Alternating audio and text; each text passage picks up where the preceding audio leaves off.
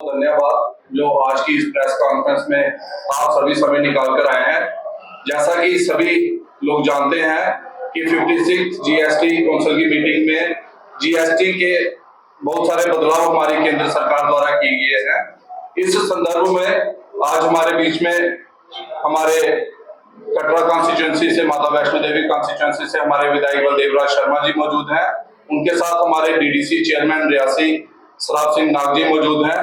हमारे पार्टी के सीनियर नेता शील जी मौजूद हैं। हमारे दोनों महामंत्री, जिला महामंत्री पवनदेव सिंह जी और रमेश जी, और उनके साथ हमारे जिला महामंत्री सुखदेव सिंह जी भी मौजूद हैं और पार्टी के वरिष्ठ कार्यकर्ता। जीएसटी के संदर्भ में क्या क्या बदलाव किए गए हैं, क्या क्या फैसले लिए गए हैं, मैं बलदेव जी से कहूंगा कि इस वार्ता को आगे बढ़ाएं। प्रेस वार्ता में मेरे साथ मेरे सहयोगी सरब सिंह नाग जी जो जिला के चेयरमैन हैं, इसी के साथ जो इस कार्यक्रम के प्रभारी अमित जी हैं, इस तरफ शील जी, पीछे भारतीय जनता पार्टी तक की अपने हमारे जनरल सेक्रेटरी महोदय हमारे बीच में रमेश जी भी हैं, और रमेश जी के साथ साथ पवन सिंह जी भी हैं। इसी के साथ इस नगर इसके मंडल के अध्यक्ष भी यहाँ पे हैं। आज की जो ये मुख्य वार्ता थी वो इस बिंदु पे थी कि जो जैसे अमित जी ने आपको कहा कि 3 सितंबर 2025 को जो 56 जीएसटी काउंसिल की जो बैठक हुई, वो बैठक में 2017 की जीएसटी जो लागू हमने की थी, उसकी महत्वपूर्ण बैठक में जो फैसले लिए और उन फैसलों के आधार पे जो जीएसटी घटी है, घटने के हिसाब से वो पहली तारीख से, कल से पहले नवरात्रि से जो शुरू होने जा रही है जीएसटी की दरें, उस पर मैं आपसे बात करना चाहता हूं। पहला तो सबसे इसमें बड़ी रियायत जो दी गई इन सुधारों के तहत, एक तो स्लैब जो थी एक 5% की और एक 18% की, 2 साल दर संचार लागू की गई है।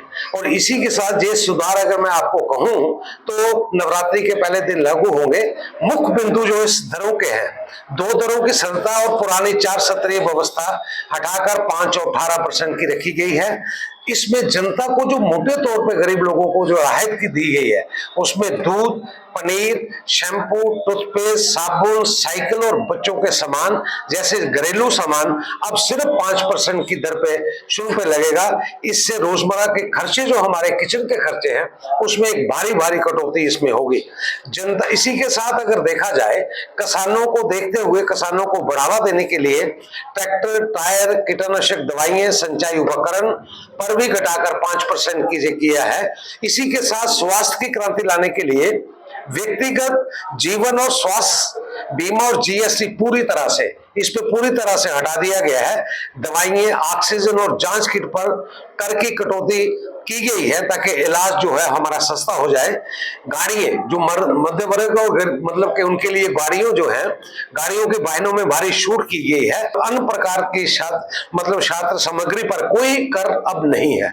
लग्जरी पर ज्यादा कर, मतलब कि इसमें जो सारे का सारा अगर आप देखेंगे जीएसटी की जो कौंसिल थी, उसने ये फैसला किया है कि हम मतलब के गरीब लोग जो खासतौर पर मध्य वर्गीय जो उनकी जरूरत है, उस पे हम खासतौर पे छूट दे। और इसी के तरीके में जो आपको जीएस चेंज एक्सपेंसेस की मैं बात करूं तो इसमें कुछ ऐसी चीजें हैं जिसमें कि 28% था, 18% था, उनको 40% किया गया। 40% करने का मतलब यह है कि वो कौन सी चीजें हैं जिसमें अल्कोहल है, वो कौन सी चीजें हैं जिसमें पान मसाला है जिसको 40% कर दिया, उसमें कौन सी चीजें हैं जो हमारी सेहत के लिए हानिकारक हैं जिसमें तंबाकू आप कह सकते हैं, और ये और कौन सी चीजें हैं जिसमें 28 से 40 कर दिया। वो मोटर कार जो लग्जरी कार्स थी, जो बड़े बड़े बड़े लोगों के लिए, करोड़पतियों के लिए कारें थी, उनमें से हमने कम, उसमें सेंट्रल गवर्नमेंट ने ये कम किया है। और अगर इसमें कहें कि शुल्क किस पे हमने कर दिया, exercise book, graph books and laboratory ये बच्चों के लिए, इसमें 12% को हमने 12 का 12 कम कर दिया, माइनस पे कर दिया। नक्शे जो हमारे बच्चों के काम आते हैं उसमें 12 से -12 कर दिया। पेंसिल, करायन 12% से 0। कन्फेक्शनरी जो घर की मेन हमारी घर चलाने के लिए हमारी बिस्किट्स आती है, कन्फेक्शनरी आती है, 18% से 5% पे। पाउडर जो है 18% से 5% पे। इसी तरीके से मैं ये लिस्ट आपको दे दूंगा, सारी पढ़ने की मेरे ख्याल में जरूरत नहीं है। ये अगर देखा जाए, लोगों में ये लगता पड़ेगी खरीदने की, जब पावर बढ़ती है तो देश तरक्की करता है, और जब तरक्की करता है तो आज आपने देखा कि हमारी जो स्थिति है हिंदुस्तान की, वो आज की डेट में 4 नंबर पे है, 4 नंबर पे है, और जो अनुमान लगाए जा रहे हैं कि हम थोड़े दिनों में 3 नंबर पे आ जाएंगे। ये सारे का सारी जो बातें हैं इसको मद्देनजर देखते हुए और कटौती कम करने का मतलब जो है, जो आंकड़े हैं उसमें मैं ज्यादा दूर में आपको ले जाना चाहता। आंकड़ों के आधार से इसको सरल भी किया गया है कि लोग भागीदारी बने। सरल करने के साथ साथ इसकी नीति में ऐसा लिया गया है कि जिसमें आपको रिटर्न भरने में, इसको इंसेंटिव देने में सारी बातों का जो है उसको ध्यान रखते हुए इसको रिलैक्स किया गया है। मैं कहूंगा मेरे साथ साथी, मेरे सहयोगी सरब सिंह नाग जी जो है वो जो मेरे से बातें छूट गई हैं और आगे की बात जो है वो नाग साहब जो है विस्तार। नमस्कार, आदाब, सत श्री अकाल। इस प्रेस वार्ता में प्रारंभ में हमारे अमर जी ने सभी प्रेस वार्ता में शामिल भारतीय जनता पार्टी के हमारे बाकी जितने भी सहयोगी यहाँ पे बैठे हैं उनसे परिचय आपसे करवा लिया है। और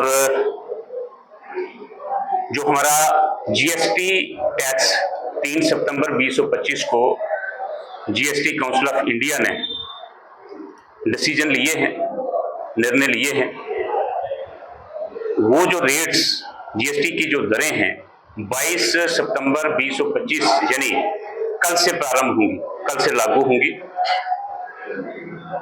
और कल का दिन इसलिए भी चुना है कि कल नवरात्रि है, पर्व का ये आगे हमारा हफ्ता 10 दिन जो चलेंगे, उसके बाद दिवाली जो है आमतौर पर हम और पूरी भारत की जनता इस टैक्स के इस रेट को एक दिवाली गिफ्ट के तौर पे भी देख रहे हैं।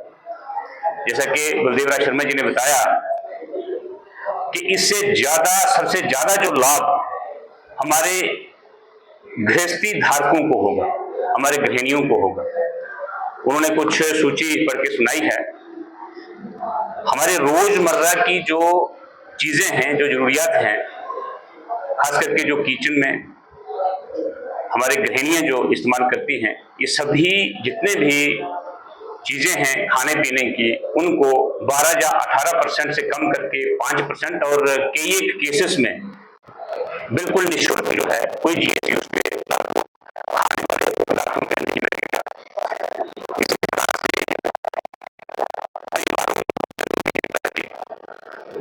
पढ़ाई शिक्षा के सिलसिले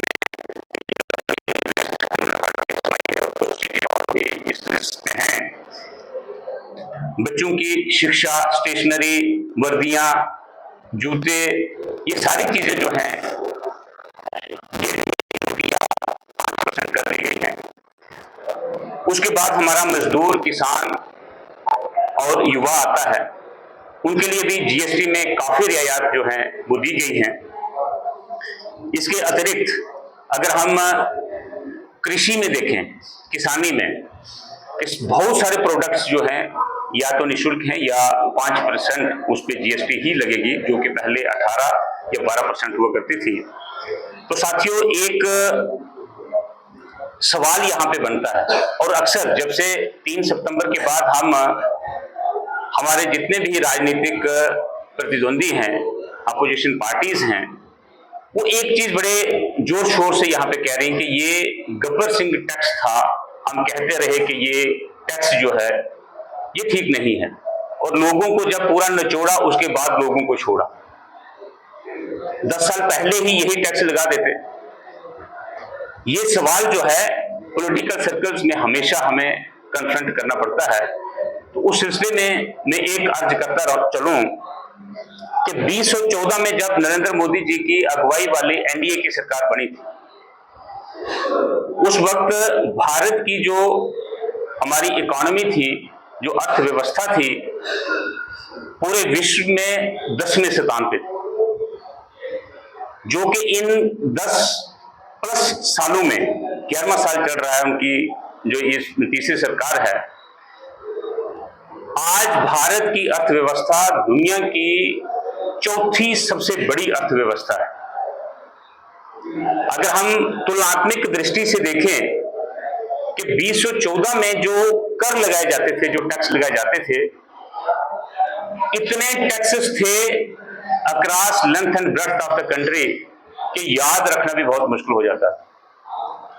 17 किस्म के सेंटर के टैक्स थे उस वक्त, जो डायरेक्ट टैक्सेस थे 17 किस्म के थे, 13 किस्म के सेस थे, जो भी एक टैक्स होता है कटौती रहती है। 17 और 13 हो गए 30, और 28 किस्म के जो हमारी बाकी राज्य और यूनियन टेरिटरीज थी, 28 किस्म के भिन्न भिन्न किस्म के टैक्सेस जो थे उस वक्त लगाए जाते थे। और हाईएस्ट टैक्स रेट अगर हम एक लेमैन की टर्म में कहें, 65% टैक्स डायरेक्ट जो थे उस वक्त उपभोक्ताओं पे लगाए जाते थे, 65%। और अगर हम अर्थव्यवस्था देश का इंफ्रास्ट्रक्चर, देश की उस वक्त की जो वैश्विक पटल पे हमारा डेवलपमेंट इंडेक्स, ये सारी चीजों में भारत पछड़ा हुआ है। मोटे मोटे तौर पे अगर हम नेशनल हाईवेज की बात करें, 2014 में यूपीए की सरकार ने 91,287 किलोमीटर टोटल देश भर में नेशनल हाईवेज बनाए थे, जो पिछले 11 सालों में 1,46,195 किलोमीटर है, 60% की बढ़ोतरी। अगर रेलवे की बात करें, मात्र 17% रेलवे जो थी उस वक्त ट्रेन इलेक्ट्रीफाइड, 17%, जो कि आज बढ़कर 97% रेलवे ट्रेन जो हैं इस वक्त इलेक्ट्रीफाइड हैं।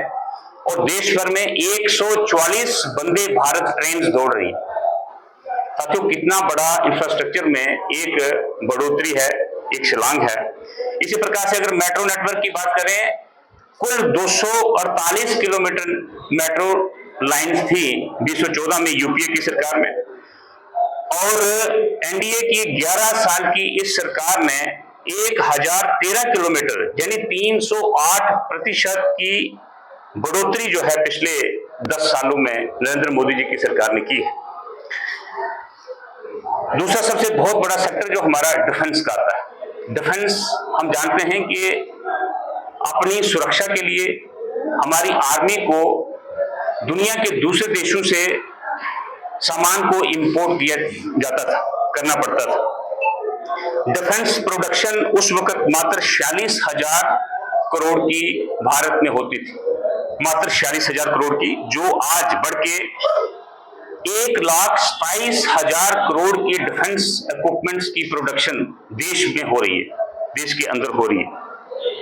इंडिजीनियस जिसको हम कह सकते हैं, 174% इसकी बढ़ोतरी है। इसी प्रकार से अगर हम डिफेंस एक्सपोर्ट्स की बात करें, तो 686 करोड़ की मात्र एक्सपोर्ट होता था हमारा असला बारूद, जो हम अपने देश में बना करके दूसरे देशों को एक्सपोर्ट करते थे, जो कि आज 23,622 करोड़ यानी 34 गुना ज्यादा जो है वो हम बना करके दूसरे देशों में दे रहे हैं। जो है देश में बन रहा है, आकाश देश में बन रहा है। इसी प्रकार से देश आज S-400 सिस्टम से लैस है। और पिछले आपने मई महीने में जो पाकिस्तान के साथ स्कर्मिशेस हुए हैं मिलिट्री हमारे, उसमें हमने अपने तीनों फोर्सेस का जो जलवा है वो पूरे विश्व को दिखाया है। अगर हम बात करें डायरेक्ट बेनिफिट ट्रांसफर कि ऑनलाइन ट्रांजैक्शन के जरिए देश में कितने लाभार्थियों को इसका बेनिफिट मिला, यूपीए की सरकार ने 2014 में सिर्फ 7,000 करोड़ रुपए की साल भर में ट्रांजैक्शन की, 7,000 करोड़ की, जो बढ़कर के आज 10 सालों में मोदी जी की अगुवाई वाली सरकार ने 6,83,000 करोड़ रुपए, जो 90 गुना, 90% नहीं 90 गुना ज्यादा बनती है डायरेक्ट ट्रांसफर। और प्रधानमंत्री कांग्रेस के बोलते थे कि 1 रुपया भेजते हैं मात्र 15 पैसे जमीन पे पहुंचते हैं। मोदी जी ने 6,83,000 करोड़ रुपया एक साल में भेजा, 6,83,000 करोड़ रुपया ही लाभार्थी के अकाउंट में डायरेक्ट जो है वो ट्रांसफर हुआ। 1 पैसे की भी इसमें हेरा फेरी बिचौलिए जो है वो ना कर पाए।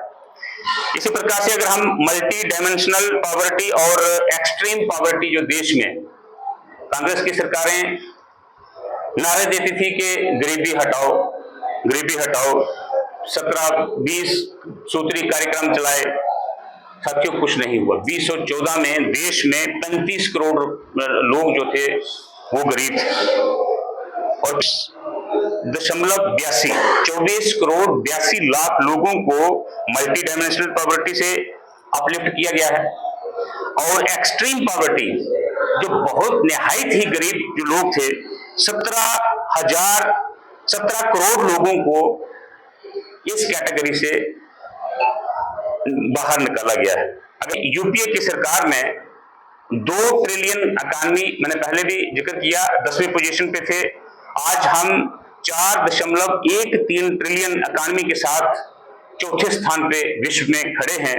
इसी प्रकार अगर टैक्स पेयर की बात करें तो 2014 में अनगिनत किस्म के टैक्सेस, मैंने बताया कि कोई 50-55 किस्म के टैक्सेस जो थे वो सरकार ने लोगों पे लगाए हुए थे, लेकिन हमारा जो टैक्स बेस था, मात्र 135 करोड़ की आबादी में से 60 लाख लोग जो थे वो सिर्फ टैक्स देते थे।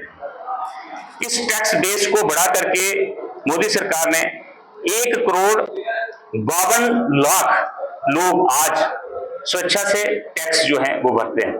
टैक्स बेस जो है इतना बड़ा हो गया। और टैक्स कलेक्शन की अगर हम बात करें, 5 करोड़ 44 लाख करोड़ का टैक्स जो है वो 2014 में आता था, जो बढ़कर के 2024 में 22 लाख करोड़ का टैक्स जो है आज टैक्स बेस देश का हुआ है।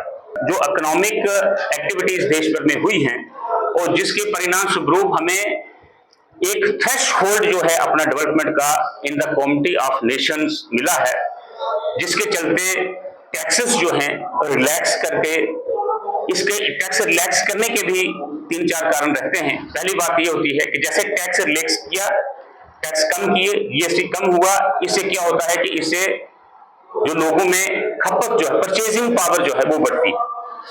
जब परचेजिंग पावर बढ़ेगी तो मार्केट में, बाजार में चीजों की डिमांड बढ़ेगी, क्योंकि हमारी इकॉनमी डिमांड ड्रिवन है। जितनी डिमांड होगी उतनी ही प्रोडक्शन होगी। इसे अपने जिला के सारी जनता से भी अपील करूंगा कि इन टैक्सेस को पूरा स्टडी करके किसी किस्म की कोई मैनिपुलेशन जो है ये ना हो। सरकार की तरफ से, मोदी गवर्नमेंट की तरफ से पूरे देश भर में दुकानों के बाहर इस पूरे टैक्स स्ट्रक्चर को और चीजों की कीमतों को, दरों को डिस्प्ले करने के लिए भी आदेश हैं। किसी किस्म की कोई होर्डिंग ना हो, किसी किस्म की कोई ओवर चार्जिंग ना हो, वो भी अपील करता हूं। और मैं अपने जिला की आवाम की तरफ से और यहाँ पे बैठे सभी साथी सहयोगियों की तरफ से सेंट्रल गवर्नमेंट नरेंद्र मोदी जी की सरकार का धन्यवाद भी करता हूं कि आपने आज की हमारी इकोनॉमिक जो डेवलपमेंट प्रोग्रेस हुई है उसमें और हमारी जनता को प्रॉस्पेरिटी देने के लिए आपने ये टैक्स रिडक्शन का फैसला किया है। जिला रियासी के हम जितनी जनता है इसका स्वागत करते हैं।